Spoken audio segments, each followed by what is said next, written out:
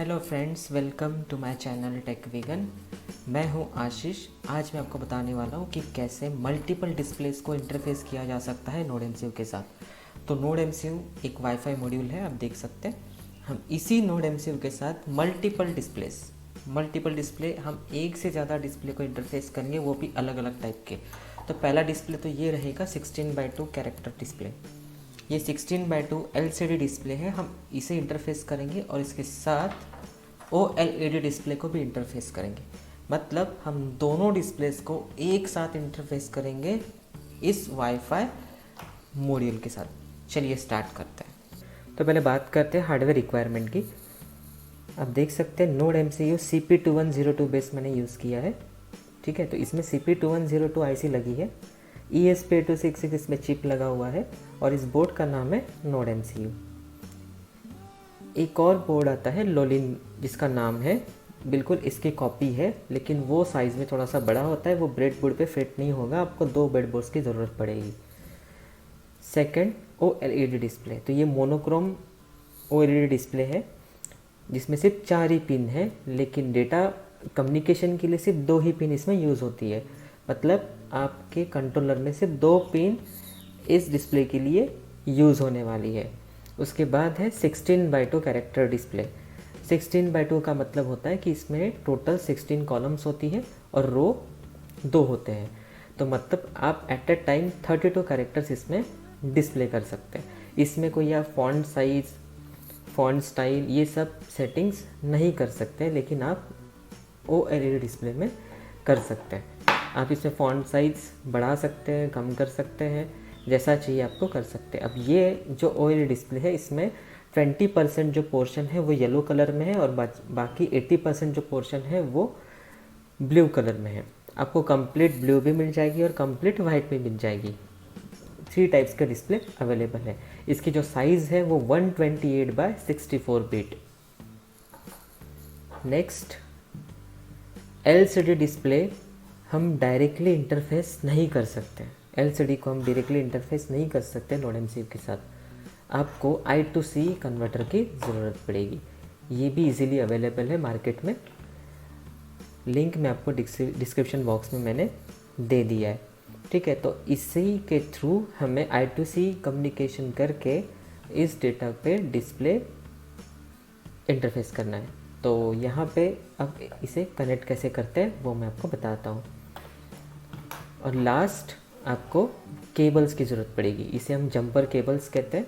ठीक है, तो यहाँ पे मेल टू फीमेल और मेल टू मेल 2 टाइप के केबल मैंने यूज़ किए हैं। तो सबसे पहले हम LCD को इससे कनेक्ट कर लेते हैं। अब LCD जब भी आप परचेस करोगे तो यहाँ पे ये बॉक्स स्ट्रिप पहले से लगी हुई नहीं आती है, आपको ये सोल्डर करनी पड़ेगी। मैं आपको दिखा देता हूँ कि LCD, जो न्यू LCD होती है वो कैसी होती है।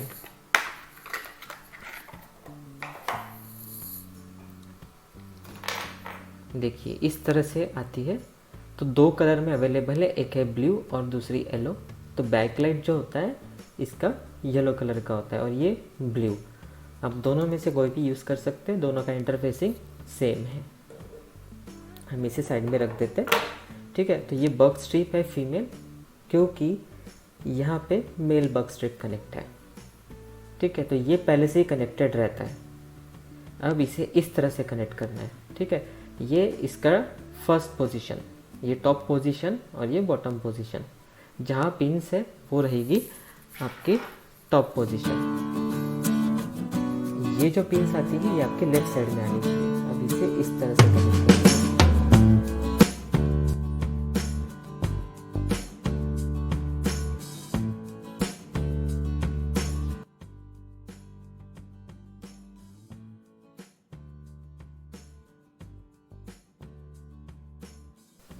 ठीक है, ये कनेक्ट हो चुकी है, आप देख सकते हैं।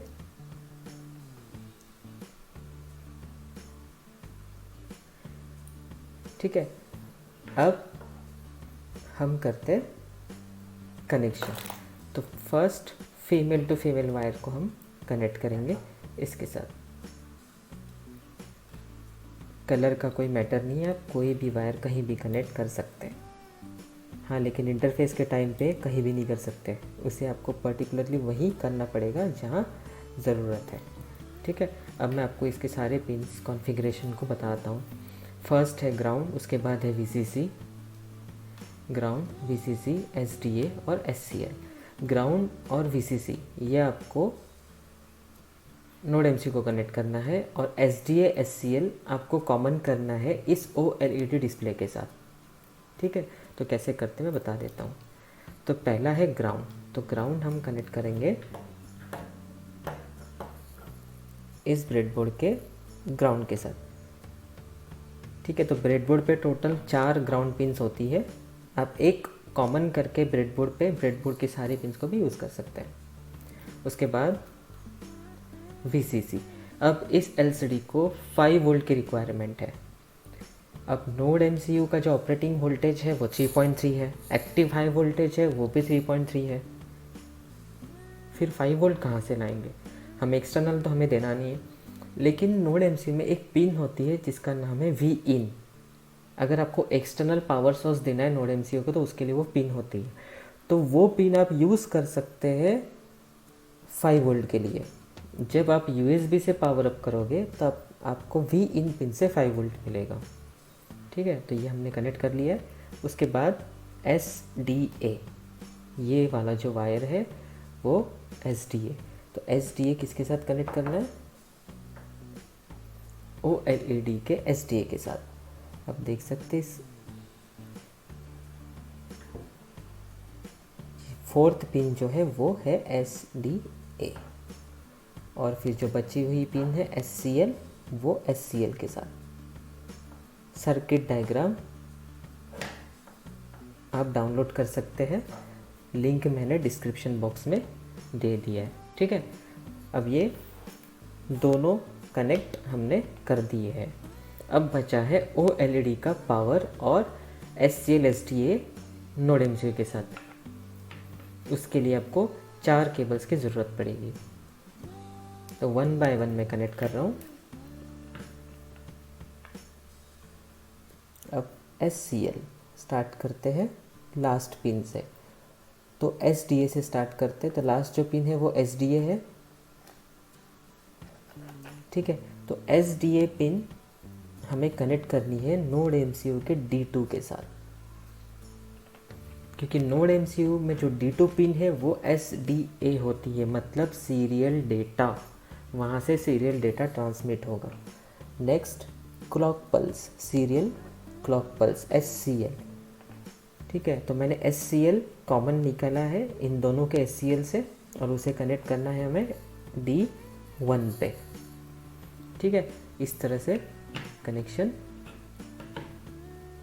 कंप्लीट। जो भी डेटा कनेक्शन है OLED का वो हमने कंप्लीट कर लिया है, बस अब बची है पावर पिन।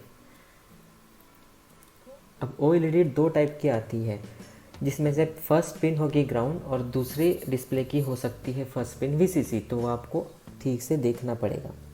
मेक श्योर कि आप उसे उल्टा कनेक्ट ना कर लें। ये है VCC, तो OLED का VCC मतलब 3.3 वोल्ट।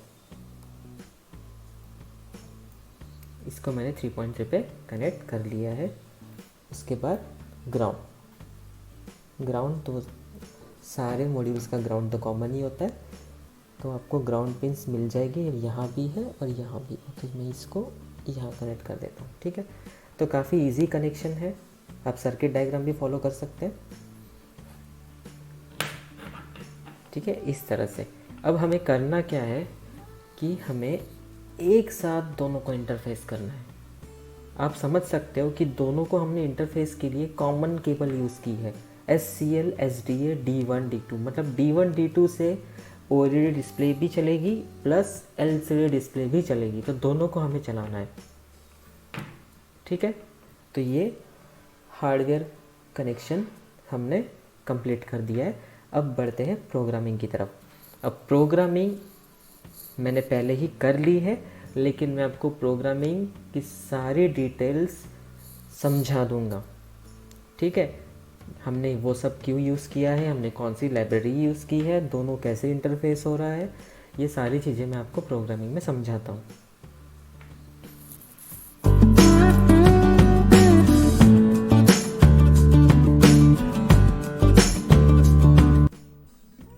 तो गाइस यही कोड है जो मैंने यूज़ किया है। इस कोड को मैंने ही खुद डेवलप किया है। इसमें 2 लाइब्रेरीज हमने यूज़ की है, एक लिक्विड क्रिस्टल i2c.h। आर्डिनो में लिक्विड क्रिस्टल .h पहले से ही इंटीग्रेटेड होती है, तो उसे हमें अलग से इंटीग्रेट करने की ज़रूरत नहीं पड़ती है। लेकिन यहाँ हम लिक्विड क्रिस्टल i2c.h, ये अलग डिफरेंट लाइब्रेरी है जो हम यूज़ कर रहे हैं। और दूसरी जो लाइब्रेरी है वो एडाफ्रूट SSD 1306.h, क्योंकि हमने जो OLED डिस्प्ले यूज़ किया है उसमें SSD 1306 का कंट्रोलर लगा हुआ है। तो ये दोनों डिस्प्ले हमें एक साथ इंटरफेस करना है, उसके लिए ये प्रोग्रामिंग आपको यूज़ करनी पड़ेगी। अब मैं इसको समझा देता हूँ। इन दोनों लाइब्रेरीज आप डाउनलोड कर सकते हैं, लिंक डिस्क्रिप्शन बॉक्स में मैंने दे दिया है। और आपको पता होगा कि डाउनलोड करने के बाद ये लाइब्रेरीज को कहाँ एक्सट्रैक्ट करते हैं, कहाँ स्टोर करते हैं, मैं बता देता हूँ। डॉक्यूमेंट्स के अंदर आर्डिनो नाम का फ़ोल्डर होगा, उसके अंदर लाइब्रेरीज का फ़ोल्डर है और उसके अंदर आपको पेस्ट करना है। तो वहाँ ये दोनों फ़ोल्डर होने चाहिए, liquid crystal i2c and Adafruit SSD 1306। आप इन दोनों को गूगल से भी डाउनलोड कर सकते हैं, आपको गिटहब पे भी मिल जाएगा, और मैंने तो वैसे लिंक प्रोवाइड कर ही दी है, अब वहाँ से भी डाउनलोड कर सकते हैं। तो चलिए मैं आपको कोड समझाता हूँ। अब ये दोनों लाइब्रेरीज़ में क्लासेस बने हैं, उन क्लास का नाम है लिक्विड क्रिस्टल i2c और एडाफ्रूट SSD 1306। अब हमें उस क्लास के मेंबर्स को एक्सेस करना है फर्दर ऑपरेशन परफॉर्म करने के लिए। तो पहले हमें उस क्लासेस का हमें ऑब्जेक्ट बनाना पड़ता है। तो सबसे पहले हम एक काम करते हैं कि एक रीसेट पिन डिफाइन कर लेते हैं। तो हमने यहाँ लिखा ## डिफाइन रीसेट। ये रीसेट यूज़र डिफाइंड है, आप चेंज भी कर सकते हैं। उसके बाद यहाँ लिखा है LED बिल्ट इन। अगर आपको पता नहीं है कि उस कंट्रोलर की रीसेट पिन कौन सी है, जबकि हम यूज़ कर रहे हैं नोड MCU ESP266, तो आप LED बिल्ट इन लिख सकते हैं, ये डिफ़ॉल्ट अलोकेट कर देता है। नेक्स्ट है लिक्विड क्रिस्टल i2c। हमने जो i2c कन्वर्टर यूज़ किया है उसका हमें एड्रेस देना पड़ता है। यहाँ बात हो रही है 16:2 LCD की, तो आपको यही कोड लिखना पड़ेगा। तो यहाँ पे आपको दिख रहा है LCD, ये ऑब्जेक्ट है, ये क्लास और ये उसका ऑब्जेक्ट। तो ऑब्जेक्ट को हमें 3 पैरामीटर्स पास करने हैं। तो पहला रहेगा हार्डवेयर एड्रेस और ये कुछ नंबर्स है, तो ये डिफ़ॉल्ट है 16:2 के लिए। उसके बाद सेम एडाफ्रूट SSD 1306, ये भी एक क्लास है, उसका ऑब्जेक्ट OLED। ये आप अपने मन से जो आप लेना चाहो ले सकते हैं। और ब्रैकेट में हमने पास की है रीसेट पिन, जो हमने ऊपर ही डिफाइन करी थी। अब हमारे ऑब्जेक्ट्स बन गए हैं LCD और OLED। अब हमें जो भी ऑपरेशन परफॉर्म करने हैं वो LCD और OLED यूज़ करके करना है। तो वॉइड सेटअप, अब आर्डिनो प्रोग्रामिंग में 2 फंक्शन कंपलसरी होते हैं, पहला होता है वॉइड सेटअप और दूसरा होता है वॉइड लूप। वॉइड सेटअप एक बार रन होता है और वॉइड लूप जब तक रन होगा जब तक आप उसे पावर दोगे। कंट्रोलर को जब तक पावर है तब तक ये लूप चलता ही जाएगा, ये इनफाइनाइट लूप पे काम करता है। तो पहले सेटअप को समझ लेते हैं। तो सबसे पहले हमें डिस्प्ले को इनिशियलाइज़ करना पड़ेगा। अब जहाँ जहाँ आपको ऑब्जेक्ट दिख रहा है OLED, तो ये OLED डिस्प्ले के लिए है, और जहाँ पे आपको दिख रहा है LCD तो वो LCD के लिए। तो OLED.begin ये एक मेंबर फंक्शन है, इसमें आपको पास करना है एक कोड जो डिफ़ॉल्ट है SSD 1306 switch cap VCC, hardware address जो है 0x3c। उसके बाद OLED.display के बाद मैंने 1 सेकेंड का डिले दिया है, यहाँ पे आपको मिली सेकेंड में पास करनी पड़ती है। तो यहाँ आपका पॉइंटर 1 सेकेंड के लिए रुक जाता है, मतलब इसके ऊपर जो भी हो रहा है वो दिखेगा, ठीक है।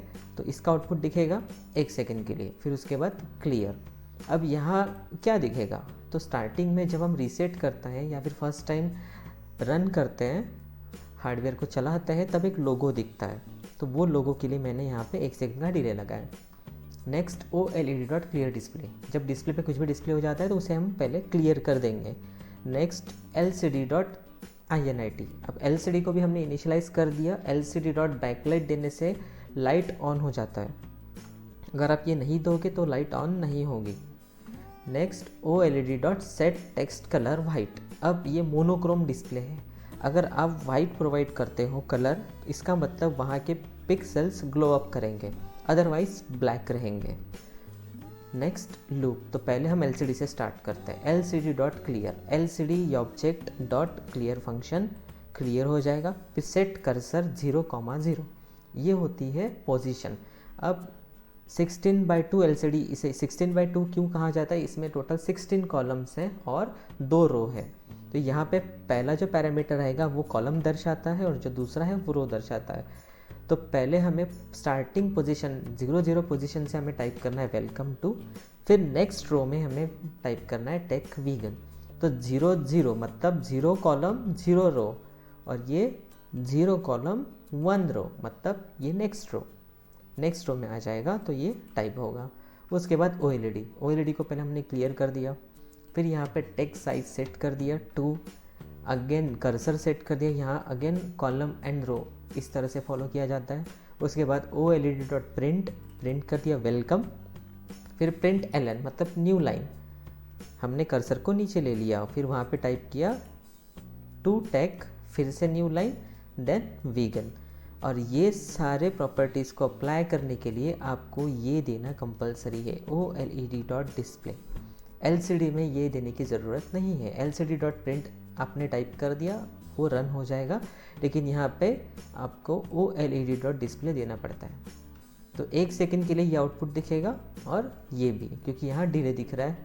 उसके बाद फिर से हमने चेंज कर दिया, क्या टाइप किया, दिस इज़ LCD डिस्प्ले, और OLED के लिए कर दिया दिस इज़ OLED डिस्प्ले, फिर से 1 सेकंड के लिए डिले। अब ये लूप में चलता रहेगा, पहले दिखेगा वेलकम टू टेक वीगन दोनों डिस्प्ले में, और फिर OLED में दिखेगा दिस इज़ OLED डिस्प्ले, और LCD में दिखेगा दिस इज़ LCD डिस्प्ले। तो इस तरह से ये कोड काम करता है। तो चलो हम आउटपुट देखते हैं।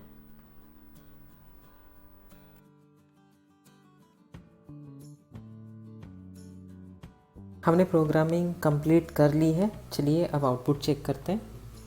प्रोग्रामिंग मैंने इसमें अपलोड कर ली है।